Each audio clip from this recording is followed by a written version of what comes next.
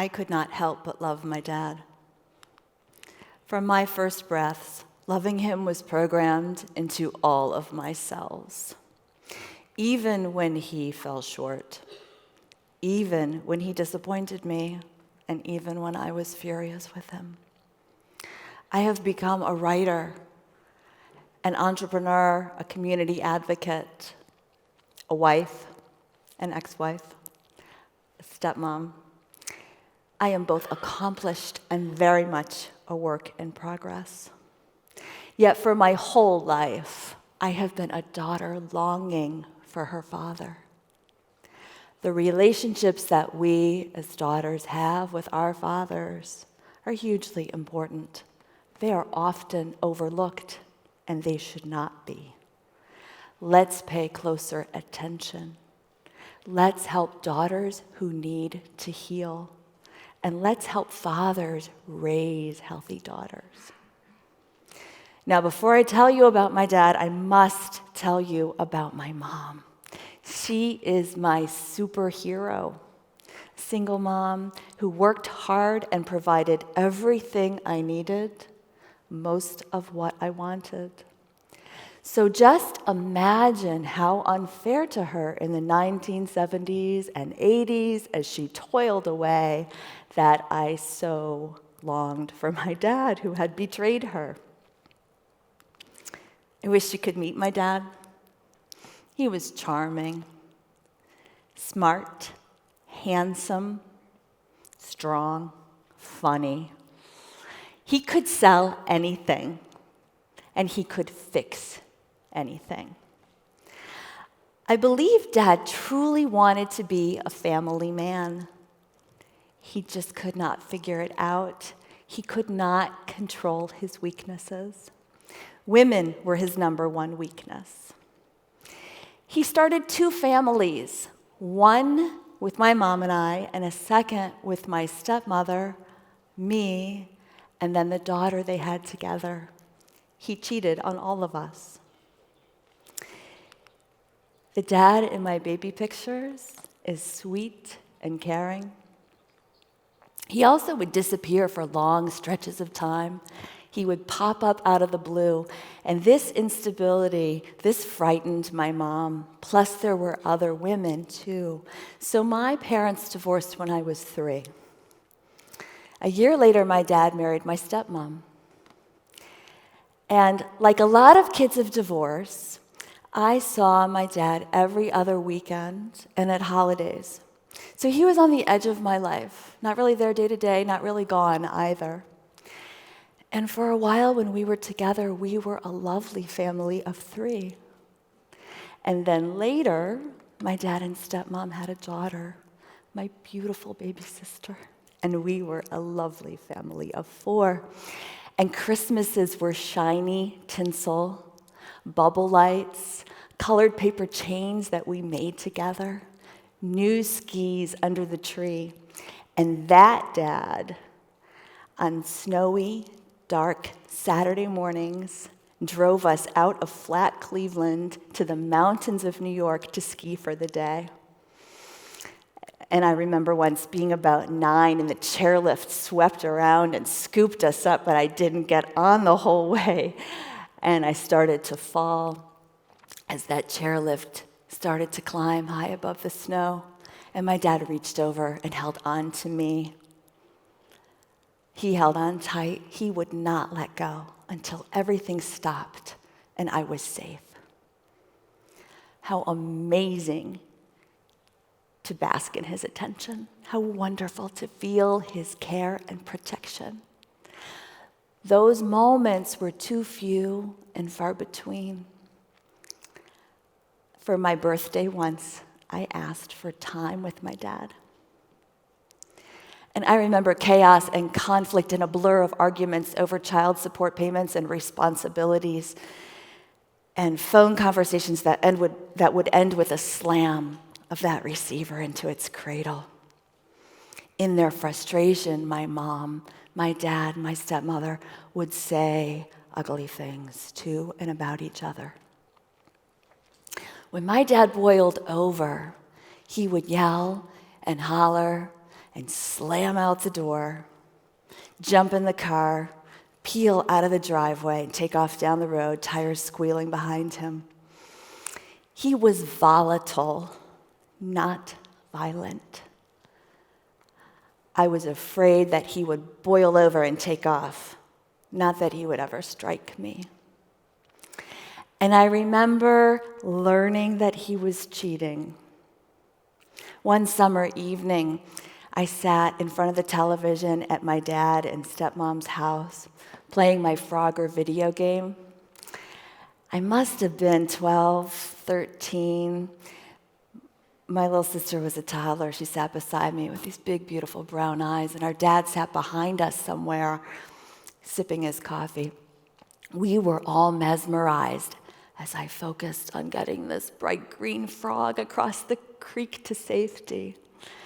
And our dad was a traveling salesman then, and he said, almost to himself, I think I'll take this game with me this week. Barbara's kids would love it. Splat.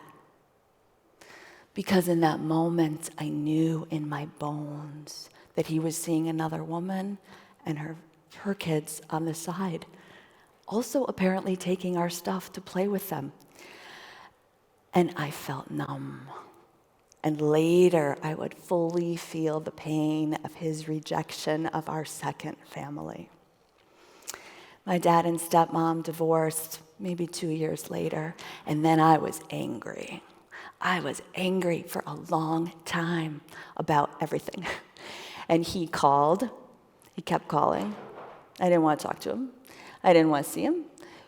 We had awkward phone calls, awkward visits, obligatory stuff. He kept calling. I went away to college in Boston. He kept calling. I said, don't come to my college graduation. You are not invited. He kept calling. He kept reopening that painful wound. And so at 25, I hit a crossroads. And a few things were going on by this time. I lived in Maine. I needed those big, wild places that I couldn't find in suburban Cleveland. I needed to get away from my family of origin and figure things out on my own. I needed the people I met in Maine, like the therapist who said, decide. Either keep him in your life and figure it out, or shut him out and be done. I could not shut him out. We are a part of each other.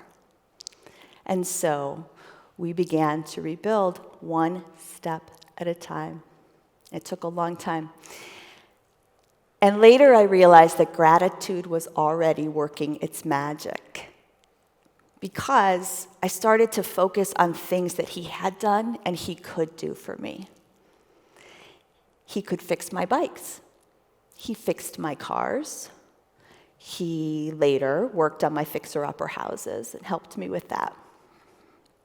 And so we began to have real conversations, messy, honest conversations. And somewhere in there, I realized, maybe the dad was not a conscious choice. Maybe this was just the best that he could do. And much later, I realized how much he struggled with depression. And so we found a place of peace. He started to visit me in Maine. We had a lovely Christmas in Maine. We took long walks in the woods beside a frozen lake. We cooked lobsters for Christmas dinner. I relished this. This is the time I had wanted. Later on a visit to Maine, he heard of someone in my life he knew, a father who was checking out of his son's life. And he said, that's a mistake. He will regret that. I would do it all differently if I could. I am so sorry.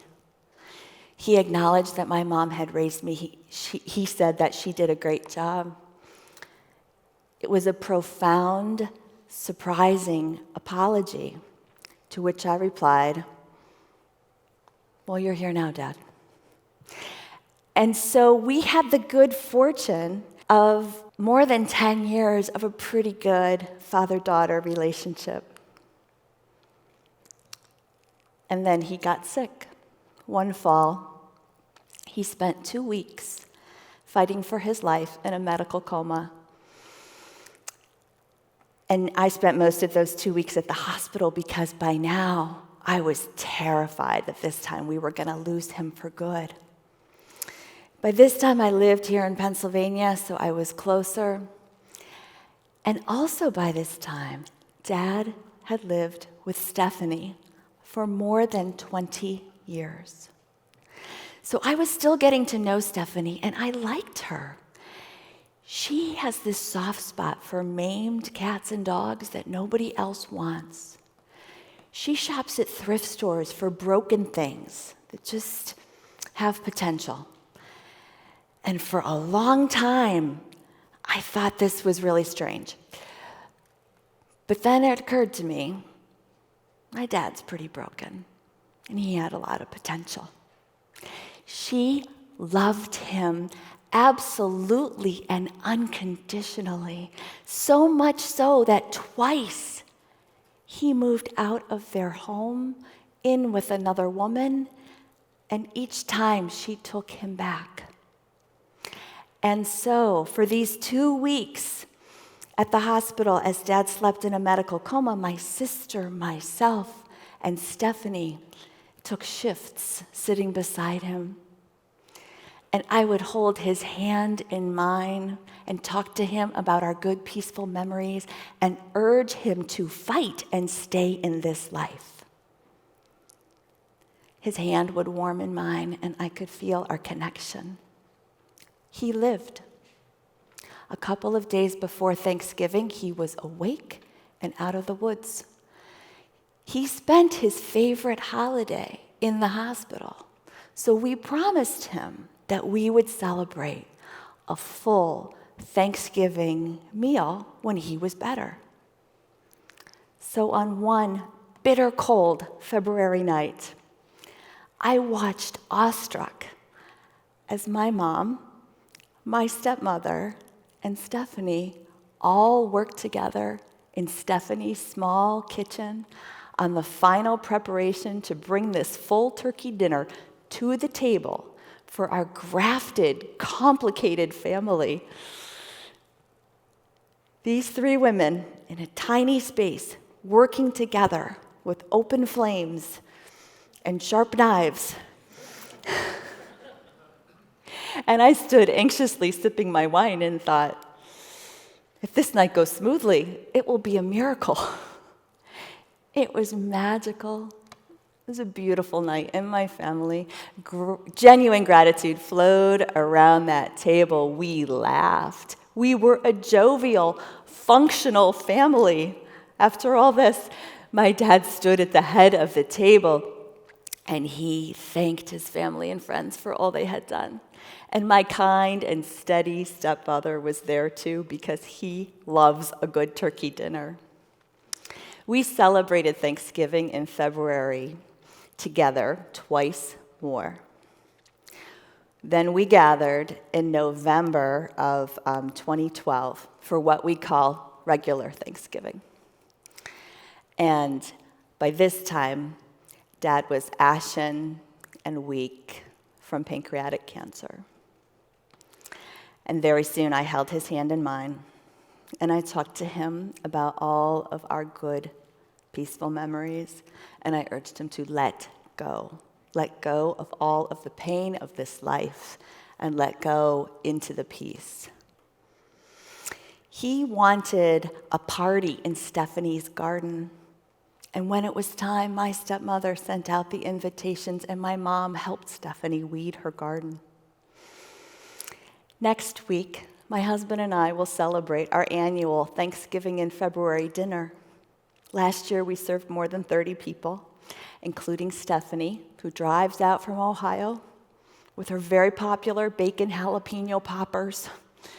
She is the only other person there besides me who really knew my dad. Life moves on. Before he died, he knew I was happy. He knew I had found the love of my life. Once he got to meet my 2 amazing stepsons. How I wish he could see our beautiful family. There will be a moment next week when I turn to Stephanie and I say, he would love this, wouldn't he? And she'll say, yes. Yes, he would. Yes, he would. This dinner for me is a celebration of gratitude. It is a celebration of how my dad and I could patch it back together, of the peace that we found in our family, of these women who had been rivals and found a way to leave that drama in the past. And my only explanation is this. With great love comes gratitude and forgiveness. And those things work on the heart. Like WD-40 on a jammed lock, the heart opens. It lifts toward grace, and greater love floods that space. He was so broken, and he had broken all of our hearts. But he loved us, and we loved him. The relationships that we, daughters, have with our fathers are so important. Let's pay closer attention. Let's help daughters understand. Let's help fathers raise healthy daughters. For fathers of daughters, cherish her. Cherish that special relationship. She deserves your absolute best. Tell her she is enough and perfect and beautiful just the way that she is. And if you screw up, it's okay. It's okay, we all screw up. Just keep trying. Keep trying. Don't ever let her go. She adores you, and it's never too late to make things right. Thank you.